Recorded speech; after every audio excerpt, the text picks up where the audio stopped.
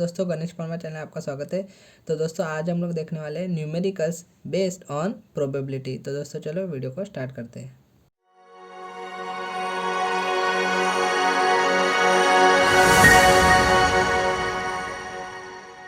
तो first type है binomial distribution. तो बायनोमियल डिस्ट्रीब्यूशन क्या होता है कि इसमें 50-50% चांसेस होते हैं।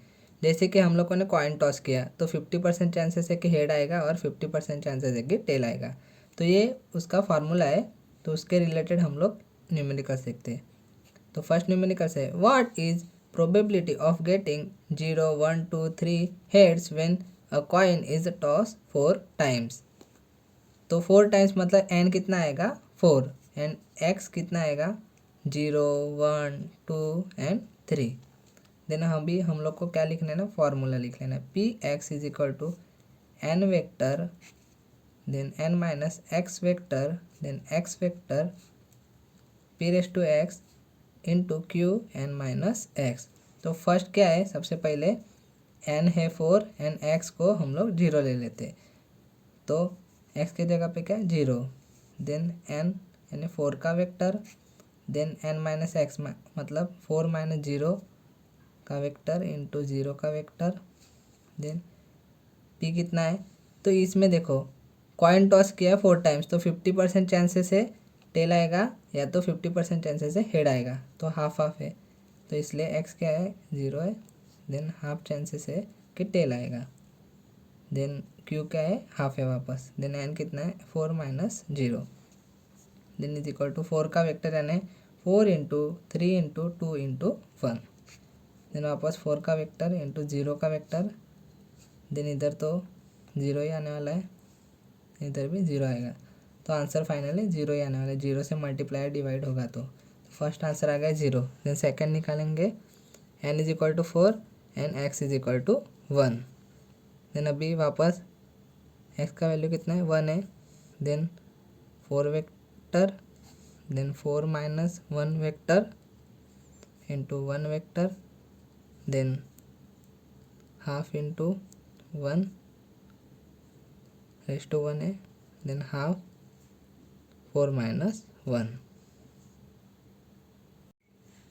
देन 4 का वेक्टर क्या 4 इंटू 3 इंटू 2 इंटू 1 देन इधर 3 वेक्टर आएगा यानी 3 का वेक्टर क्या आएगा 3 इंटू 2 इंटू 1 इंटू 1 का वेक्टर तो 1 ही है, देन हाफ का रेस टू 1 है तो उतना ही रहेगा, देन हाफ रेस टू 3 है। हो गया। इसको जब हम लोग सॉल्व करेंगे तभी फाइनली हम लोग को आंसर मिले 0.25। ये हो गया सेकेंड। देन अभी थर्ड को सॉल्व कर लेते हैं। N is equal to 4 and x is equal to 2 then 2 डाल देंगे then 4 vector then 4 minus 2 vector into 2 vector then 1 divide by 2 and raise to 2 into 1 divide by 2 4 minus 2। Then इसको जब हम लोग सॉल्व करेंगे फाइनली हम लोग को आंसर मिलेगा 0.375। देन लास्ट का देख लेते हैं। N is equal to 4 and x is equal to 3 then x क्या है 3 है देन 4 का vector 4 minus 3 vector into 3 vector half then 3 आएगा ऊपर देन हाफ 4 माइनस 3। देन इसको जब हम लोग सॉल्व करेंगे तभी आंसर मिलेगा हम लोग को 0.25। इस तरीके से इसको सॉल्व करना है। तो सेकंड न्यूमेरिकल्स देखते हैं अभी, वो भी बायनोमियल डिस्ट्रीब्यूशन से रिलेटेड ही है। Drug is found to cure 60% of patients if it is administered to 6 patient यानी एन कितना है 6 है। What is probability that exactly 3 patient are cured, ये फर्स्ट है एंड सेकंड है at least 1 patient is cured. Then देखते हैं इधर क्या है पी एंड क्यू क्या आएगा। ये देखो अभी 60% चांसेस है कि क्योर हो जाएंगे यानी पी क्या आएगा 60 डिवाइड बाय 100 यानी कितना आएगा 0.6 एंड क्यू का आएगा बचे हुए 40% यानी 40 डिवाइड बाय 100 कितना आएगा 0.4। ये पी एंड क्यू मिल गया हमें एंड एन भी मिल गया। देन अभी फर्स्ट को सॉल्व करते हैं यानी इधर एग्जैक्टली 3 पेशेंट आर क्योर ऐसा दिया गया है तो एक्स क्या आएगा 3। देन अभी फार्मूला में सिर्फ वैल्यू पुटअप करते हैं, पी ब्रैकेट में एक्स की जगह पे क्या 3 देन n वेक्टर था इसलिए 6 वेक्टर। देन इधर क्या आएगा 3 वेक्टर यानी x vector. Then n minus x था, देन n का वैल्यू कितना है 6 माइनस 3 वेक्टर। देन p कितना है 0.6 का, उसका इधर क्या था रेस टू x था इसलिए 3।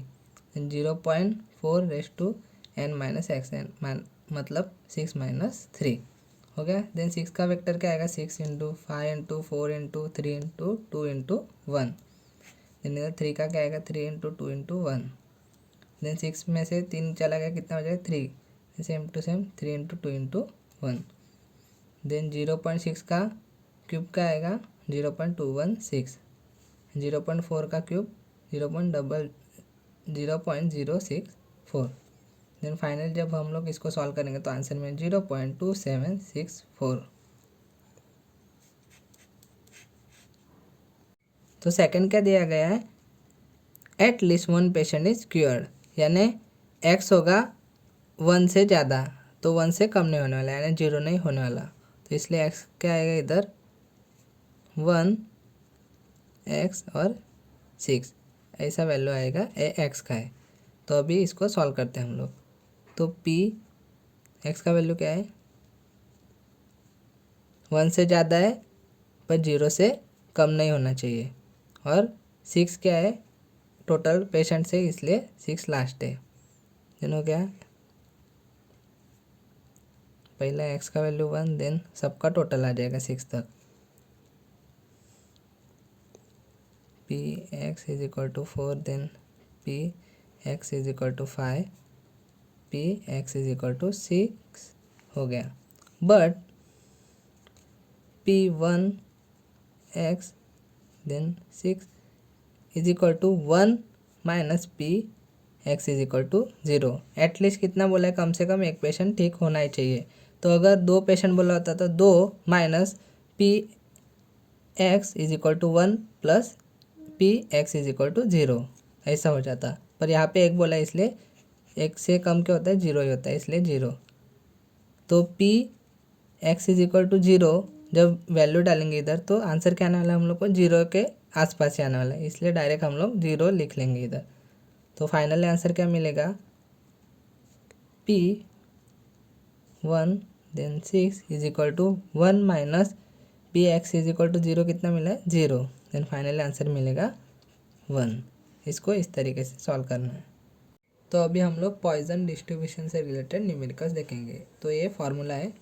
तो फर्स्ट न्यूमेरिकल्स है उसमें average of 5 cards arrive at toll booth at every minute, यानी 5 कार्ड्स मतलब m क्या आएगा 5।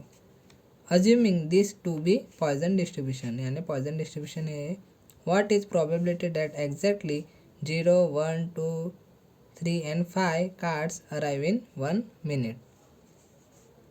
तो x क्या आएगा 0 देन 1 2 देन 3, इधर हम लोग 5 के जगह पे 4 ले लेते हैं, 4 हो गया। देन अभी फार्मूला लिख लेना पहले, p x is equal to e raise to minus m into m raise to x and x vector.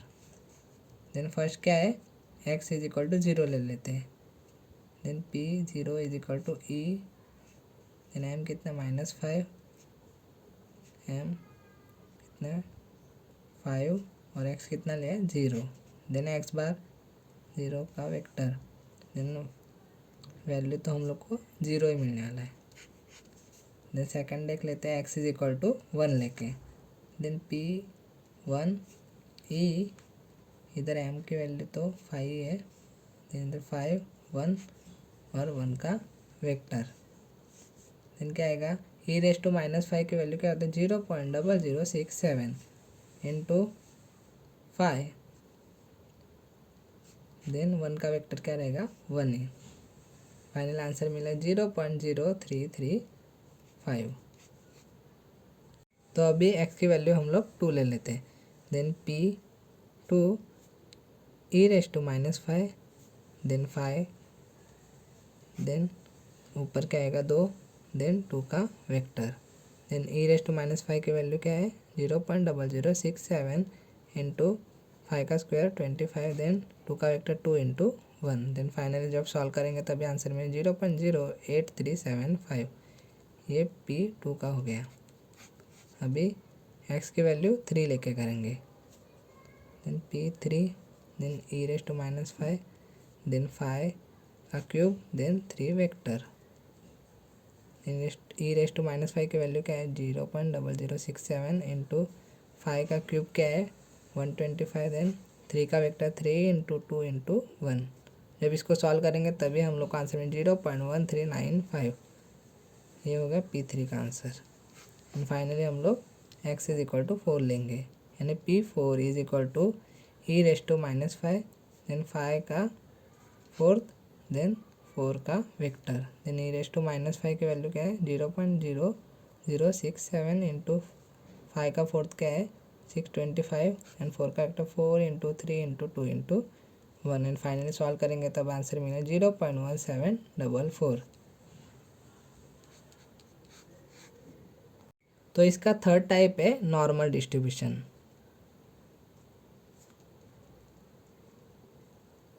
तो नॉर्मल डिस्ट्रीब्यूशन में नॉर्मली क्या होता है, mean, median, mode, standard deviation and standard error of mean equal होती है। तो इसके ऊपर ज़्यादा न्यूमेरिकल्स आते नहीं है, मीन, मीडियन, मोड ही निकालने के लिए आते हैं। और पॉइजन डिस्ट्रीब्यूशन में क्या होता है 50-50% चांसेस नहीं होते, जैसे बाइनोमियल डिस्ट्रीब्यूशन में थे। इसमें एक के ज़्यादा चांसेस होते हैं और दूसरे के कम चांसेस होते हैं। तो आपको बाइनोमियल डिस्ट्रीब्यूशन में पॉइजन डिस्ट्रीब्यूशन करके ही जाना है, इसके ऊपर न्यूमेरिकल्स आता ही आता है। एंड नॉर्मल डिस्ट्रीब्यूशन के ऊपर एक MCQ है, 1 मार्क के लिए क्वेश्चन आ सकता है कि मीन, मीडियन, मोड इक्वल किस में होते हैं, नॉर्मल डिस्ट्रीब्यूशन में। तो आपको वीडियो पसंद आया तो वीडियो को लाइक, शेयर, चैनल को सब्सक्राइब जरूर करें।